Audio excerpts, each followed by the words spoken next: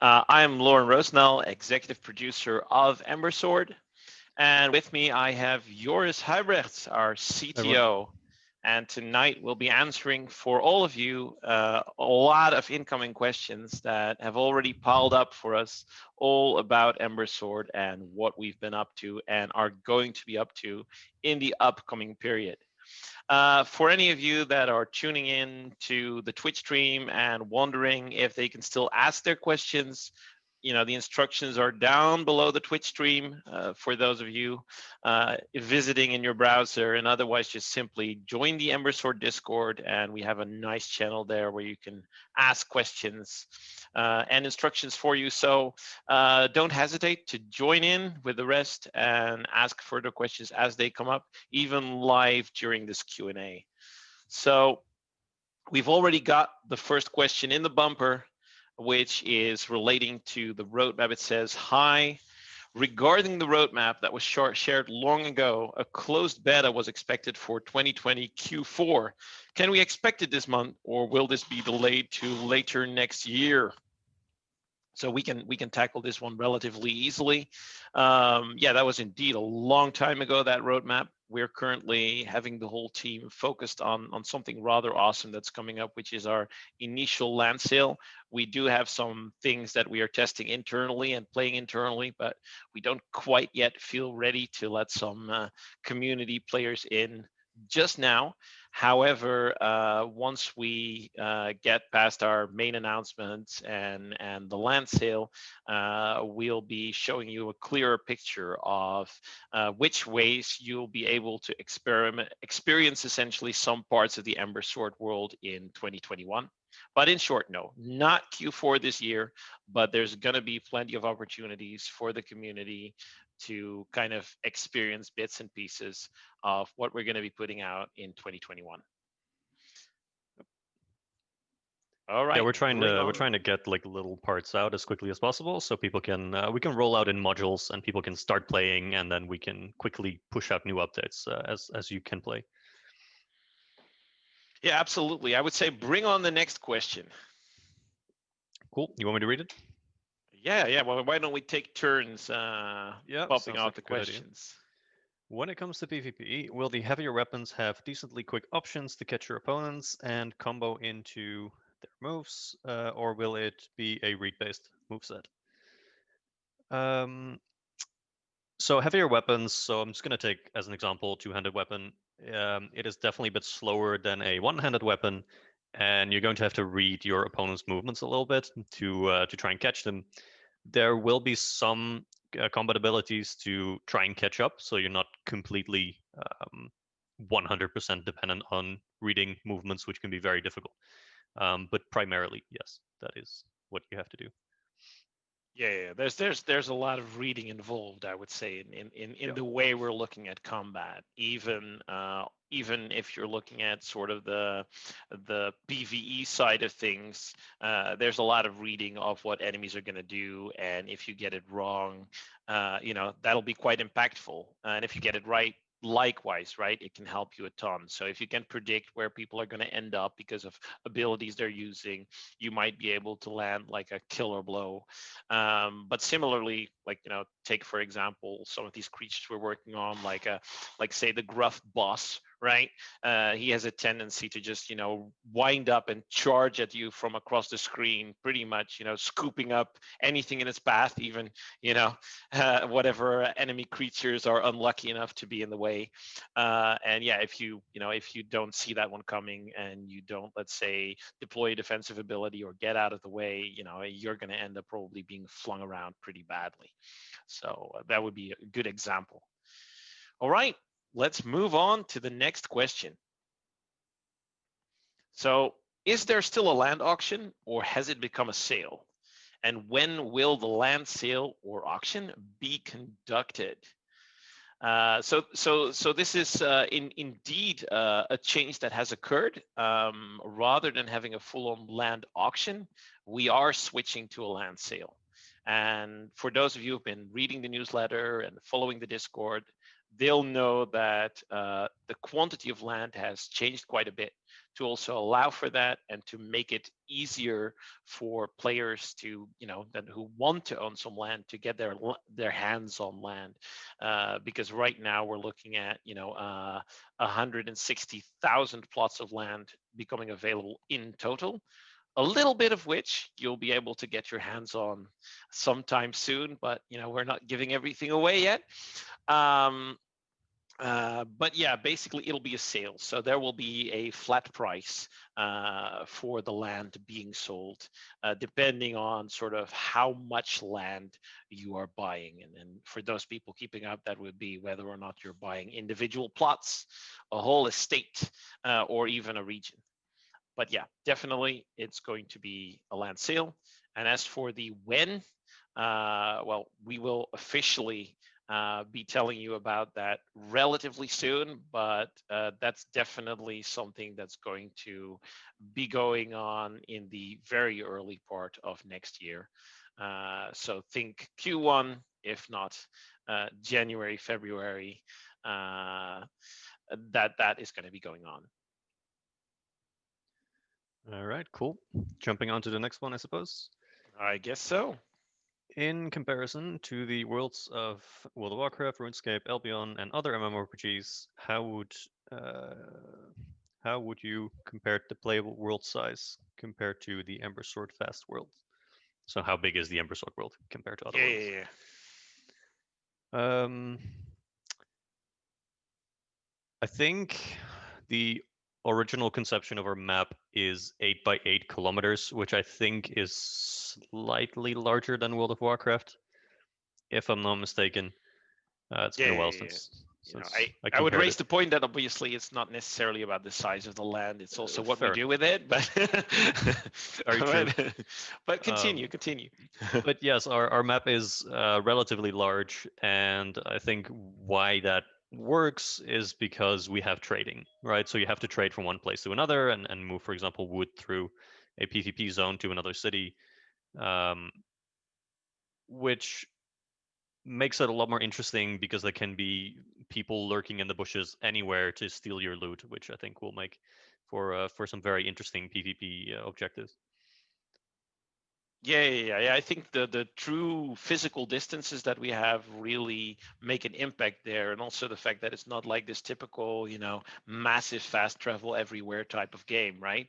Where the distance actually means something, and and you might get these these clusters of little communities, and then indeed, it'll feel like quite an adventure traveling out there into the wild, especially with some of the dynamic things that can happen to you on the way. As Joris was rightfully mentioning, there could be another player waiting in the bushes. But even on the PvE front, like dynamic quests, adventures, etc., which I'm sure we'll get some more questions that lead into it, can just surprise you out of nowhere while you're venturing out into the wild. So I think that that's something that really helps, get the most out of our large world, because there is an infinite amount of variety to discover. All right, while working on the game, what would you say is the most fun thing to work on? And in contrary, what is the least fun thing to work on? Oh, I'm going to start with you, yours, because you get so much programming done on this. I, Well, the most fun is an easy one. We've been experimenting a little bit with writing a custom game engine, um, and that is just so much fun to work on. There's so much to do, and it's technically challenging, and it's coming together really nicely. So I'm really happy with that. So that is definitely the most fun thing to do to work on. Maybe a little bit on the like network stack, but overall, a game engine and rendering is definitely up there. yeah. And As how about the worst now? Yeah, as for the worst to work on, that is a good one. Hmm. So I really like to work in C++ and do like techie geeky shit and just work on that. I can swear, right? I could probably swear. I don't think And there was like anything about 13-year-olds on the stream, okay, but we're probably good. we're probably good. Emil is in the Um, background. He's probably beeping you right now. yeah, he's sending me a message on Discord. Stop it. Um, But the least fun is probably and this may be a bit controversial, but prototyping in Unity, because we're working on some really experimental Unity features, and they're very unstable. So everything constantly breaks, which is also why we've been experimenting with our own game engine. Um, and like Yeah. things constantly breaking, and it's slow, and there's bugs that you constantly run into, which is extremely frustrating. So that is probably the worst thing to work on at the moment. Oh my, Unity stock market value is now dipping down a little bit in the Going background, down but because of what I but said. Yeah. you touched on something that may be new to some people, but yeah, it might be good to expound on just a little bit. Indeed, for those of you who weren't even aware, like so far we've been using for like the delivery to the browser, for like our, getting to play Ember Sword in 5 seconds, which is essentially in our philosophy. You can click a link and be in the game in 5 seconds. We've been using Unity Tiny, which is super new technology. But unfortunately, with that newness comes some issues. And especially lately, we've been really excited about sort of bringing that experience to people earlier and earlier. And it seemed like on the Unity front, things were getting a little later and later. So, one of the things we've been doing is we essentially just started this two-track plan where we decided, you know what, let's just, let's play safe and actually build in parallel some technology that can also bring the experience to the browser, that we can ourselves develop and operate. And this may seem like a ton of stuff, and I see we have yours blopping black for a moment there, but I'm sure he'll be back soon. But because we already had so much of our own technology also in the networking and many of the other things, it was basically mostly about, getting rendering going, right? And so that's been going really, really well. There's some, obviously all the cool stuff you don't see, but for which we apologize. But we like to keep some things close to the chest until we feel it's really ready for you as a community. But it's really, really cool indeed, like Joris was saying, to see you clicking a link and going into the browser, and then like within seconds, just to see a three-dimensional world appear out of nowhere. Yeah, uh, we're aiming for 5 seconds, and our current like internal test loads in under 3 seconds. yeah, So yeah, you click a link, and within 3 seconds you're in the game, everything's loaded, yeah, and you're yeah. ready Like to go. you're not in the game watching a loading bar, right? You're like literally you're in the game, in the world, watching the buildings and the trees and everything is Yeah, there. you're in the game in about 1 second, and then everything pops in another like 2 seconds or so. Yeah, yeah, Yeah. yeah. It's awesome. Really, really cool stuff. Okay, so by now we've got another question. Yours, you want to read it off? Yep. What was the most fun? Let's see. What in the game are you most proud of at the moment? Oh, you're seeing a different one than I am even. Really? Yeah, I While see. working in the game. Will we know what special trait a land chunk has before buying it, or is that found out after buying it so plots can have the same initial price? Uh, That's what I'm seeing on the I have stream currently. one in between there. Ah, did we miss that one? I don't know. I think we're looking at the same list. But we can do this one real quick so we don't miss any. Okay. Um, so as to what we're most proud of at the moment, I would have to go with the accessibility. So and maybe the network tech stack that we have. So we have a pretty cool networking system where we can really expand the game very aggressively. Um, and as I said before, like the custom engine we've been working on, you can now get in the game in like 3 seconds. It just feels like magic. No more updates, no more clients, no more launchers, no more any of that. Yeah, You yeah, just click one link, bam, you're in the game, which is just so cool. And it runs as smooth as a desktop client at the moment. And yeah, we've done yeah, almost no optimizing, which is even crazier, yeah. right? It just makes you feel even better, right? Makes you just feel Uh, even better. Yeah. Yeah, yeah, yeah. No, absolutely. Well, then I'll take the notion of the special traits for land chunks, obviously. Yep. So no, you will not know what special trait a piece of land has before you buy it. So that literally means that if you buy an individual plot, that could turn out to be just a regular plot. It could turn out to host special mobs. It could turn out to have to be rich in resources, or even to be a settlement or a town, right? Which is extra awesome, obviously, if you get those. But by buying larger regions of land, you can pretty much be assured that you get a certain amount of plots with particular traits, right? So you can definitely be sure, like if you buy, for example, an estate, you will absolutely either own a settlement or a town, right? Because that just comes on an estate by default. So that's kind of, there's definitely something that you can know in advance there. And also kind of, to add to that, those special traits in and of themselves also don't quite fully tell the story, right? Because when you get a rich resource plot, you'll be able to see, obviously, after buying, right? We do that, obviously, so indeed plots can have the same initial price. But after buying a plot, you might find out that you got lucky and you got like a rich resource plot. But even then, it will not be until a little bit later when we're going to reveal what special resource is on that plot. So it's going to be a bit of an interesting ride for people jumping in first thing when you purchase, discovering the kind of cool stuff that you've got, but then also when parts of the game world go live, finding out what exactly that special resource is that, for example, is on that plot, or that special boss mob, or something like that. Cool.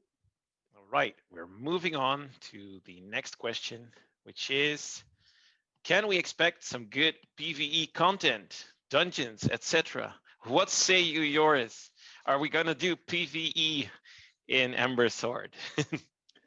Yeah, so we'll have, let's see, we've got regular combat situations in the open world. Then there's world bosses, which is basically a big boss you would normally find in a dungeon, but now they're actually in the open world.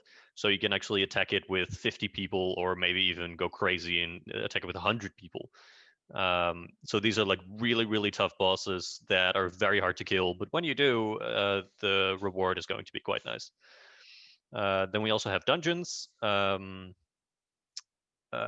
and we've been toying around with some concepts on dungeons on how to make them more replayable. Yeah. So, for example, one concept we have, I think Vala actually mentioned this in one of the podcasts, is Oh that yeah. you're having a boss fight and there's some vials in the chamber where the boss is. And if you break the vials, the boss becomes stronger, but as a reward, you unlock an extra loot table. So the chance of getting some, special, really cool sword is higher, but the boss is harder to defeat. So you can actually choose Yeah. during the game if you want to make the game Yeah. harder, and as a result, get rewarded more. Yeah. You just hope there's no Leroy Jenkins on your team that just runs Yeah, in, yeah. smashes all the vials, and and Or then you do, ends up. Yeah, it'll certainly make for some really cool footage. I'm sure. And there's actually, now that the mention of dungeons was in the question, yes, obviously, there's going to be some rather awesome dungeon type content, and even likely, very kind of more procedurally generated, multi-layered dungeon bits. So you can expect some level of variety in the dungeons, not quite being sure what's going to come up. And you might, occasionally just happen upon one out in the wild and wonder, should I go in with my friends, or is this maybe not the best of ideas for, the five of us? Yeah. And I guess the last thing we have, like a PvP thing, is um, capturing objectives. So in a PvP area, you can capture an objective, and when you do, you can earn a cosmetic. And then there's also the trading from city to city, so the caravanning, which is also a PvP element. I think Yep. that is all of the PvP and PvE objectives we currently have planned. All right. So you want to read off the next question, yours? Yeah, I'm a little lost. Okay. Well, in that case, I'll take it. What activities in the game do you hope keep people playing? Why don't you kick it off, yours? And All right. Yeah, I know which part of the question you want to answer, so I'll try to avoid that one. Um, oh, yours knows about my babies. so I think one really large part is game feel and gratification. So to make sure that the things you do actually feel nice and have some value in the game. So in many MMORPGs, you can go mining, and then with that, ore, wood, or whatever you have, you can go crafting, but then the thing you crafted is completely useless because it would have been cheaper to just buy it in the first place, right? Which is not gratifying at all. So what we want to do is to ensure that actually collecting resources is useful and actually crafting is useful, and is cheaper than actually buying the thing in the first place. So leveling up your crafting skills is actually valuable to you as a player. Yeah. Um, so I I think think that is a really large part of it, and making sure that things just actually feel gratifying, which is a part of game design which I think is often lacking in MMOs because it's all about stuffing out more content. Um, but making sure that that content actually is fun and feels fun to play in, and collect some ore actually feels gratifying is a really large part of it as well.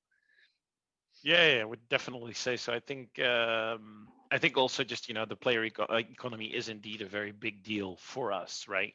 So I think that's great. Like really have that be impactful. Really have it be where if you can get the best ore and use that to craft the best weapons, that is indeed the way you're going to get the best weapons, and not someone's going to bypass that and buy that real cheap in a store. The part that Joris hinted at that he no doubt thought I wanted to talk about was our AI game master. So one I think of the very core things about Ember Sword that will keep people truly going is how our game master, which is essentially AI based, introduces amazing challenges and interesting new kind of dynamically generated quests to people as they play. And if you want to hear more about that, there's actually 3 really cool podcasts that I was in where we discuss it in more detail. But what it essentially comes down to is that it works sort of on 3 levels. We have basically got this dynamic combat where really epic things happen on your screen, right? So there's already some AI in that's just making epic moments occur and making combat feel really gratifying. And then we have this stuff that's just off your screen where we're basically balancing the difficulty level of waves of enemies attacking you by looking at how you and your party are doing. You could kind of consider that the type of AI direction that was in Left 4 Dead, which oftentimes would decide like, oh, these guys are doing too well, so let me just make this alarm go off and have a wave of zombies run out at them, or worse yet, everyone is like 4 people near dead, right? And you know what I'll do behind the next door, there's going to be exactly 3 medkits. Let's watch them duke this one out, right? And then we've got sort of the highest level, the macro level of our AI game master, which is literally you could be adventuring with 4 of your friends through a forest, and the AI could decide, let's throw them a cool adventure and have an NPC come run up panicked because his wife was kidnapped by like a mob of gruffs, and they've camped out there in the wilderness, and he's showing you the way there, and you have to fight this camp, and things like that. So really just sort of throwing you into adventure and kind of daring you to take the challenge, and that was kind of one of the sort of 3 core tenets of the game. We like to talk about the adventure finds you, and we take that pretty literally. So our game is kind of trying to poke adventure your way at every turn, and yeah, that's something that I'm really looking forward to people experiencing. So on to the next question. I will just read them off and then pass them off. If I were to kill someone in a player kill zone, what do I get? Their money / what they currently have equipped, etc. So Joris, what do you get for slaying your fellow man in the world of Ember Sword? Well, you get basically everything except their cosmetics. So when you die in a PvP zone, you lose all of your stuff except for 1, 2, or 3 of the most valuable items that you have in your inventory. So you lose all your money, you lose all of your equipment, inventory, except for 1, 2, 3 items. You never lose your cosmetics. We can never take them from you. They're yours forever. But yeah, don't die in a PvP zone. Sage advice there, Joris. I'm sure our players will be following that. So moving on to the next question. We just wait for that one to pop up. Will landowners be able to interact with each other?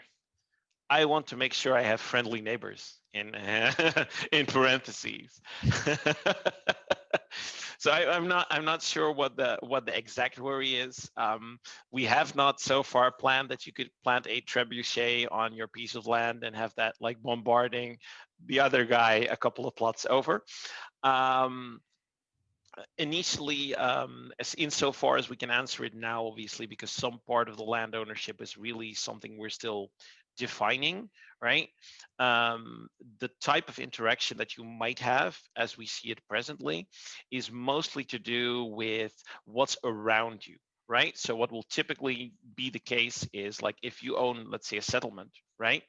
And there is a special wood resource nearby of some really fine quality wood, you might be inclined to put down a sawmill because your settlement is closest to it, right? But you might not have space to put a full on carpenting shop in your settlement. But your neighbor, because he figures, good wood, sawmill, you know what, let me put down a carpenting shop. I'm sure it'll get some good revenue, right? Might put that down on his land. So it's more, so far at least, about deciding, when it comes to the settlements and the towns, that is, the buildable areas, about what to put down. And other than that, in terms of owning land, so there's a model behind land where you can actually sort of earn pixel tokens or gold, etc., off of it, and that kind of purely operates on an estate level. So an estate is like 5 by 5 plots, including settlement. Right, these numbers are still subject to maybe minor tweaking, so I have to say be wary. They'll be officially announced at a later point.